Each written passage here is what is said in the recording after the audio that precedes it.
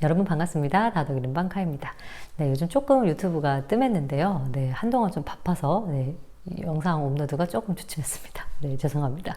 네, 오늘은 최근에 읽은 작품들 중에서 좀 대가들의 뛰어난 소설집을 우연찮게 좀 많이 접하게 됐어요. 그래서 대가들의 어떤 소설 베스트 3를 소개해 드리려고 합니다. 네, 첫 번째 준비한 책은요. 보통 우리가 청춘의 아이콘 하면은 모르겠어요. 사람에 따라서 좀 다르겠지만 제 나이 또래, 뭐 저희 세대 약간 이제 80년대생들한테는 청춘의 아이콘 하면은 그 무라카미 하루키, 뭐 또 김영하 작가 이런 분들을 좀 많이 떠올리시지 않을까라는 생각이 드는데, 그러니까 좀 나이가 들었음에도 불구하고 그 이름이 주는 어떤 그 청춘의 아이콘 같은 느낌이 있는 것 같아요. 그 가운데 저는 폴 오스터도 약간 그런 작가 중에 한 분이었거든요. 근데 작년에 이 폴 오스터 작가가 작고를 했어요. 아직도 이게 좀 믿기지가 않는데 작년 4월 30일에 이제 세상을 떠나셨고, 그 유작이 최근에 한국에서 이제 발표가 됐어요. 바로 이 바움가트너라는 작품인데요. 이제 앞에도 폴 오스터 생애 마지막 작품이라고 이렇게 적혀 있죠. 그리고 책 표지가 이제 굉장히 예쁜데, 이게 좀 상징적으로 책에 대한 이야기를 많이 담고 있는 표지가 아닐까라는 생각이 들어요.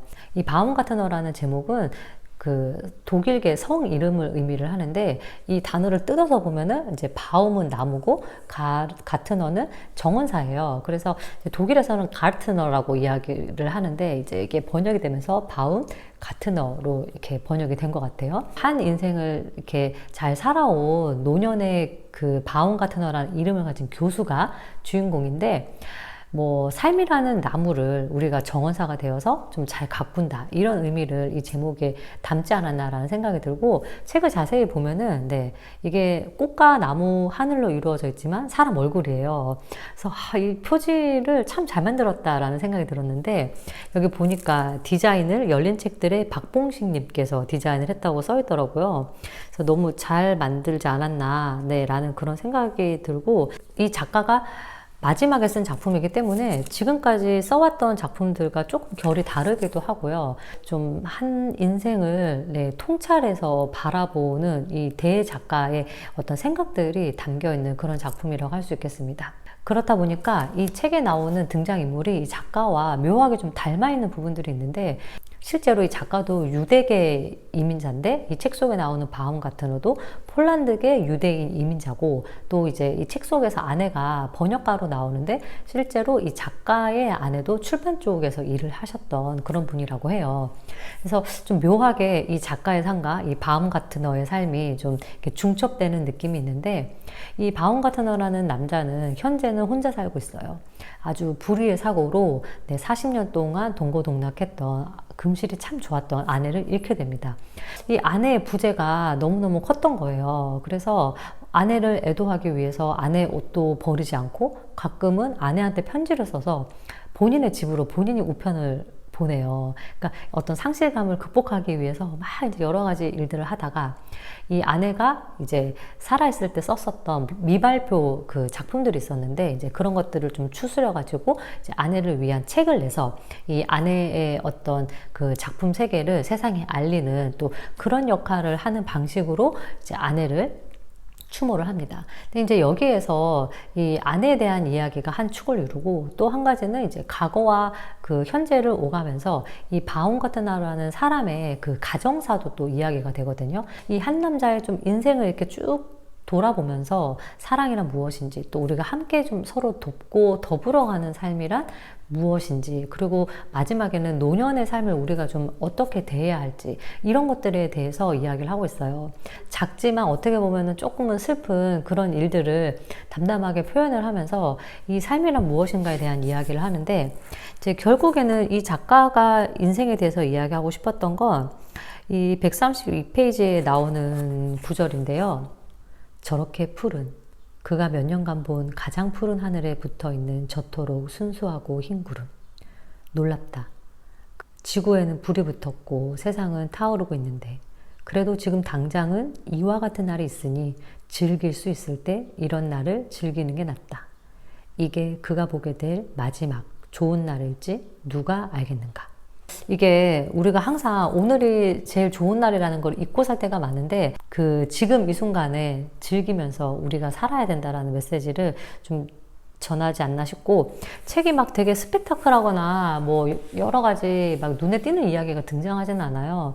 뭐 기존의 폴 오스터의 작품들을 보면은 좀 되게 세련되고 좀 도시적이고 또 추리가 좀 가미되어 있고 그런 작품들이 많은데, 이 작품 같은 경우에는 오히려 좀 잔잔하게 흘러가는데, 그래서 오히려 폴 오스터를 처음 접하는 분들에게는 좋은 시작점이 될 수 있고, 또 저처럼 오랫동안 폴 오스터를 좋아했던 분들은 아, 이 작가가 이제 이런 식으로 삶을 통찰을 하고 마지막에 이렇게 책을 썼구나, 어떤 또 종지부를 찍게 되는 역할을 한다는 측면에서 네, 참 좋은 책이 아니었나 라는 생각이 들고, 삶의 소중함 또 아름다움을 느낄 수 있게 만드는 그런 작품입니다. 네, 다음 책은요, 산 루이스 레이의 다리인데요, 손턴 와일드의 작품입니다. 무려 이 작가는 그 플리처상을 3번이나 수상을 했고, 이 산 루이스 레이의 다리도 그 플리처상 3번 수상작 중에 이제 한 권인데, 이 책이 굉장히 옛날에 나왔어요. 1950년대 한국에서 운명의 다리라는 작품으로 이제 출간이 됐다가 이번에 이제 4번째 재출간이 된 건데,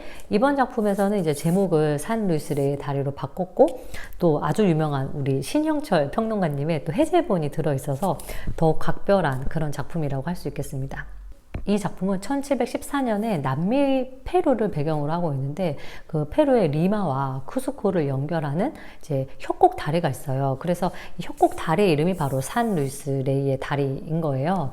근데 이제 이 다리를 건너면 그 이쪽 나라의 사람들이 흔히 말하는 성지에도 다다를 수가 있고, 그러다 보니까 이제 성인의 이름을 따서 산 루이스 레이 다리라고 이름을 지었는데, 너무너무 공교롭게도 이 다리가 붕괴가 되면서 이때 이 다리를 걷던 5명의 사람이 사망하게 돼요. 이 사실을 접하게 된 한 수사가 왜 하필이면은 이 성스러운 다리를 건너는 무고한 5명이 목숨을 잃게 됐을까? 이게 과연 신의 의도인가? 운명의 장난인가? 이런 거에 대한 어떤 의문을 갖게 돼요.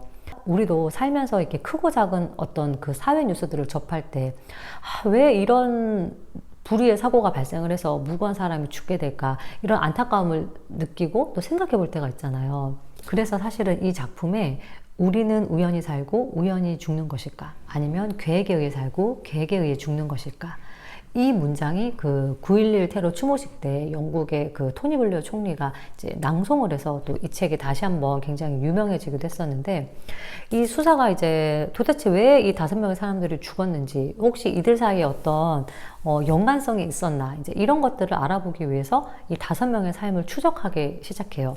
전체적인 내용은 다 이 5명 각자의 개별적인 삶에 대한 이야기라고 할 수 있는데, 이 수사가 5명을 다 이렇게 관찰했는데 결국에는 어떤 뚜렷할 공통점을 찾아내지 못해요.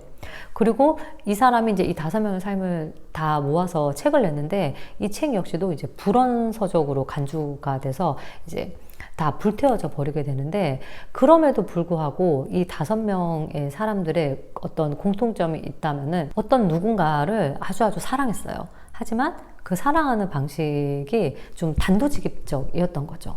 그 방식이 잘못되다 보니까 그 사랑하는 마음이 상대에게 잘 전달되지가 않았고, 자신이 이제 그거를 잘못했다는 것을 깨닫는 찰나에 하필이면 그 다리를 건너게 되고 이제 돌아올 수 없는 길을 가게 된 거예요. 결국에는 한 치 앞도 어떻게 될지 사실은 알 수 없는 삶이잖아요. 내일 당장 무슨 일이 생길지 모르는 게 우리는 삶인데, 그렇기 때문에 우리는 오늘 지금 내 옆에 있는 사람과 사랑하며 살아야 된다. 결국에는 사랑이 남는다라는 이야기를 맨 마지막 페이지에 보여주고 있어요. 그래서 마지막 페이지를 가면 그러나 우리는 곧 죽을 것이고 그 5명에 대한 모든 기억도 지상에서 완전히 사라질 것이다. 우리 자신도 한동안 사랑받다가 잊힐 것이다. 그 정도 사랑이면 충분하다. 모든 사랑의 충동은 그것을 만들어낸 사랑으로 돌아간다. 사랑을 위해서는 기억조차 필요하지 않다. 산 자들의 땅과 죽은 자들의 땅이 있고 그 둘을 잇는 다리가 바로 사랑이다. 오직 사랑만이 남는다. 오직 사랑만이 의미를 지닌다. 마지막 문장이 너무 좋죠. 오직 사랑만이 남는다. 오직 사랑만이 의미를 지닌다. 그래서 이게 결국에는 이 작가가 전달하고자 했던 그런 메시지가 아닐까 싶고, 또 이제 최근에 세련된 번역으로 책이 나왔기 때문에 이 고전이 주는 맛을 충분히 좀 유려하게 느낄 수 있는 그런 작품입니다. 네, 마지막 작품도 고전인데 좀 표지에 영업당한 측면이 없지 않아 있습니다. 네, 낯선 여인의 키스, 안톤 체홉의 작품인데 표지가 굉장히 강렬하고 예쁘죠.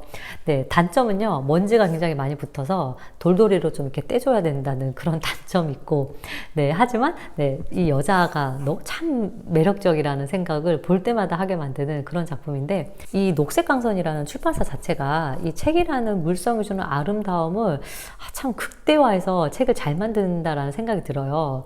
이 출판사에서 나온 그 책들이 좀 예쁜 책들이 많고 좀 소장하고 싶게 만드는 그런 책들이 있거든요. 예, 이 책도 그 중에 하나인데, 이 안톤 체홉의 작품을 좀 봐야겠다라는 생각이 든 건 그 작년에 벚꽃동산이라는 그 전도연 배우 주연의 연극을 봤어요. 이제 그거 보면서 좀 그러고 보니까 좀 안톤 체홉의 작품을 많이 읽지 못한 것 같아서, 이 안톤 체홉 하면은 또 단편이 백미잖아요. 좀 단편을 읽어볼까 하다가 네, 이 표지에 이제 영업을 당해서 사게 됐는데, 이제 표제작이 낯선 여인의 키스예요. 이 표제작이 워낙 이제 강렬하기 때문에 좀 뭔가 헤어나올 수 없는 강렬한 사랑이 스토리가 아닐까라는 생각을 했었는데, 오히려 그 반대예요. 어떻게 보면은 사회에서 좀 소외된, 왜 무리가 있으면 항상 구석에 조용히 있고 관심을 좀 잘 받지 못하는 그런 숙맥에 가까운 남자가 주인공이에요. 이 사람이 이제 어떤 한 파티에 초대를 받아서 갔는데, 거기서도 뭐 이렇게 뚜렷할 어떤 자신의 그 존재감을 드러내놓지 못하고 구석에 있었는데, 갑자기 주변이 좀 어두워졌고 어떤 여자가 문을 열고 들어왔는데 자신한테 키스를 한 거예요. 얼마나 놀래고 네, 설렜겠어요. 근데 알고 봤더니 그 여자는 자신의 연인으로 이 남자를 착각을 해서 키스를 잘못한 것 뿐이었던 거예요. 주변이 어두웠기 때문에 착각을 한 거죠. 그러니까 어떻게 보면은 그냥 잊고 지나갈 그런 해프닝일 수 있는데, 이 남자는 그 여자가 왜 나한테 키스를 했을까부터 시작을 해서 혼자 막 갖가지 상상을 망상에 가깝게 막 하게 돼요. 그러다가 이제 결국에는 자신의 그 어떤 생각이 잘못됐음을 깨닫고, 이 장교가 또 한 번 파티에 초대를 하는데 아주 가열차게 거절을 하는 걸로 이제 책이 끝납니다. 근데 이 마지막에서 이 작가가 그러면 뭘 얘기하고 싶었던 걸까? 혼자 약간 금사빠 돼서 혼자 좀 사랑에 빠져가지고 혼자 뭐 사랑하고 헤어지고 이런 혼자만의 생각을 하면 안 된다는 걸 말하고 싶은 건지, 아니면은 이 남자를 둘러싼 그 주변의 러시아 사람들 그 사교계의 어떤 위선을 말하고 싶었던 건지, 그거는 알 수가 없어요. 왜냐하면은 이 단편들이 대체적으로 다 이런 식으로 열린 결말로 끝나거든요. 근데 그게 또 어떻게 보면은 이 안톤 체홉의 백미라고 할 수 있겠죠. 그러니까 이게 뭔가 이렇게 탁 떨어지게 종지부를 찍지 않고 좀 곱씹어서 생각해 볼 수 있는 작품들이 많아요. 이 작품 속에 등장하는 인물들이 대부분이 다 좀 남자들이 약간 찌질하고 네, 조금 어딘가가 조금 이렇게 모자란 듯한 느낌이 없지 않아 드는데, 그들의 어떤 사랑과 막 욕망과 이런 것들이 막 얽혀 있어요.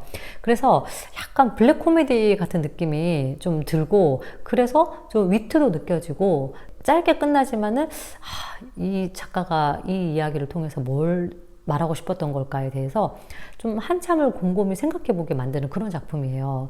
그리고 이 작가가 이제 다른 연도에 발표한 작품들을 모으기는 했지만, 이 출판사에서 약간의 그 흐름이 자연스럽게 이어지도록 네, 이 8개의 작품 목차를 구성을 한 것 같아요. 그래서 저 같은 경우에는 좀 단편을 그냥 마구잡이로 읽는 편인데, 이 작품은 약간 순서에 따라서, 그러니까 이제 처음부터 끝까지 이렇게 책을 읽었거든요. 그래서 그 흐름을 좀 출판사에서 편집한 그 흐름을 느끼면서 네, 이 안톤 체홉의 작품을 읽어보시면 좋을 것 같고, 나는 아직 그 안톤 체홉을 읽어보지 못했다, 이 사람의 작품 세계가 좀 궁금하다, 뭐 갈매기로 워낙 유명한 작가이기는 한데 네, 갈매기 외에 좀 이 작가의 세계에 입문하기에 참 더할 나위 없이 좋은 책이고, 일단 책이 예쁘기 때문에 네, 소장용으로도 괜찮지 않을까라는 생각이 네, 듭니다. 그래서 오늘은 네, 대작가들의 대표작 소설 3편을 살펴봤고요. 저는 또 다음 시간에 다독이는 책으로 여러분 찾아뵙도록 할게요. 추스!